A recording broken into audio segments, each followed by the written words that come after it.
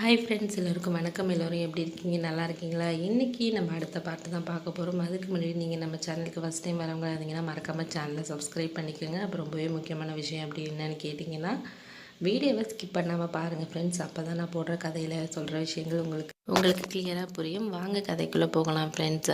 இன்றைக்கி நம்ம பார்க்க போகிற கதையோட மீதி பார்த்து தான் இன்றைக்கி நம்ம பார்க்க போகிறோம் ஃப்ரெண்ட்ஸ். வாங்க. என்னோடய சித்திக்கிட்ட நான் வந்து பொண்ணு பார்க்குறத பற்றி சொல்லியிருந்தேன். அவங்களும் வந்து ஒரு நல்ல பொண்ணு இருக்காப்பா, கண்டிப்பாக அவள் வந்து நம்ம வீட்டுக்கு வந்து ஒத்து வர மாதிரி தான் தெரியுது, நல்ல குணமாகவும் இருக்கா, உனக்கு ரொம்ப பிடிக்கும் அப்படின்னு சொன்னாங்க. சரி அப்படின்னு சொல்லிட்டு நானும் பார்க்கலாம் சித்தி அப்படின்னு சொல்லிட்டு இருந்தேன். நான் வேலை பிஸியில் இருந்ததுனால அதை பற்றி கொஞ்சம் கவனம் குறைவாக தான் இருந்தேன்.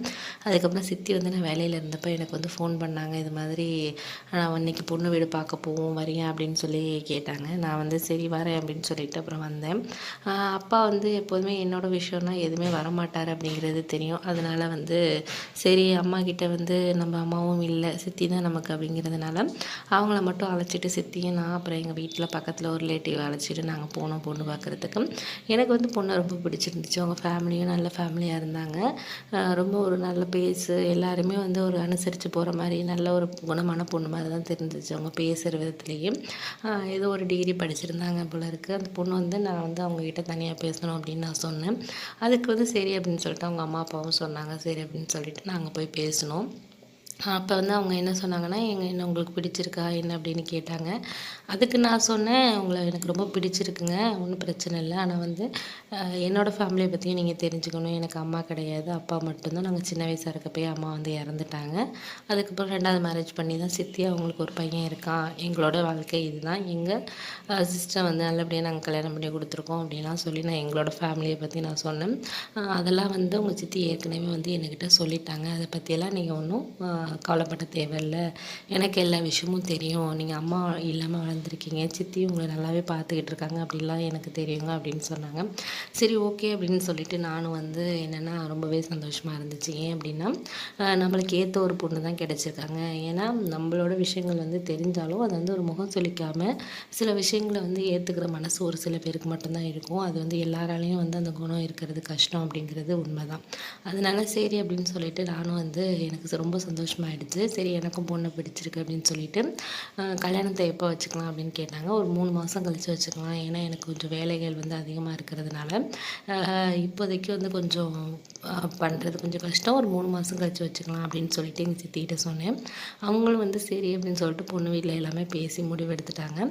அதுக்கப்புறம் வீட்டுக்கு வந்ததுக்கப்புறம் வந்து அப்பா கிட்ட வந்து சித்தி சொல்லிட்டு இருந்தாங்க, இது மாதிரி வந்து நாங்கள் பொண்ணு வீடு பார்க்க போனோம், நல்லபடியாக வந்து பொண்ணெல்லாம் பார்த்துட்டோம், பொண்ணெல்லாம் எங்களுக்கு பிடிச்சிருக்கு, 3 மாதம் கழித்து கல்யாணம் பண்ணலான்னு இருக்கோங்க அப்படின்னு சொன்னாங்க. அதுக்கு எங்கள் அப்பா வந்து எதுவுமே முகம் கொடுத்து பேசலை. உங்கள் இஷ்டத்துக்கு போகிறீங்க, ஏதாச்சும் பண்ணுங்கள், அதெல்லாம் என்கிட்ட எதுக்கு வந்து சொல்லிகிட்டு இருக்க அப்படிங்கிற மாதிரி ஒரு மாதிரி கோவமாக பேசினார்.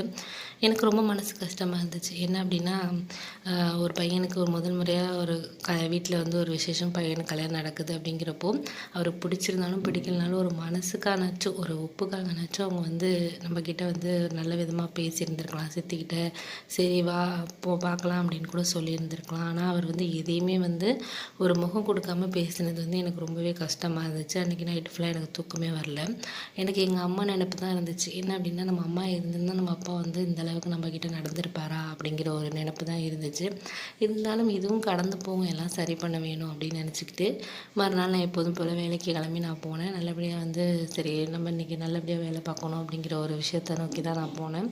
ஏன்னா நம்ம வாழ்க்கையில் ஒரு விஷயத்தை வந்து நம்ம கோலாக வந்து செட் பண்ணிட்டோம் அப்படின்னா அதை நோக்கி பயணப்படணும். இடையில வந்து நம்மளுக்கு உறவுகளாலையும் சரி மற்றவங்களாலையும் சரி நிறைய வந்து மானம் புன்று பண்ணுற மாதிரி மனசு கஷ்டப்படுற மாதிரி வந்து நிறைய விஷயங்கள் நடக்கலாம். அதெல்லாம் நம்ம வந்து நினச்சிக்கிட்டு இருந்தோம்னா அடுத்த ஒரு நம்மளோட கோலை நோக்கி கண்டிப்பாக வந்து போக முடியாது, அதே இடத்துல தான் நிற்கிற மாதிரி இருக்கும். அதனால் வந்து நானே எனக்குள்ளே வந்து நான் எப்போவுமே சொல்லிக்குவேன், யார் வந்து உன்னை பற்றி என்ன சொன்னாலும் என்ன பேசினாலும் அதை நீ வந்து அப்பயே மறந்துடு, அடுத்த விஷயத்தை வந்து நம்ம பார்த்தா மட்டும்தான் நம்ம வாழ்க்கையில் முன்னுக்கு போக முடியும் அப்படிங்கிற விஷயத்த தான் நான் வந்து அடிக்கடி என் மனசுக்குள்ளே நான் சொல்லிக்கிட்டு இருப்பேன்.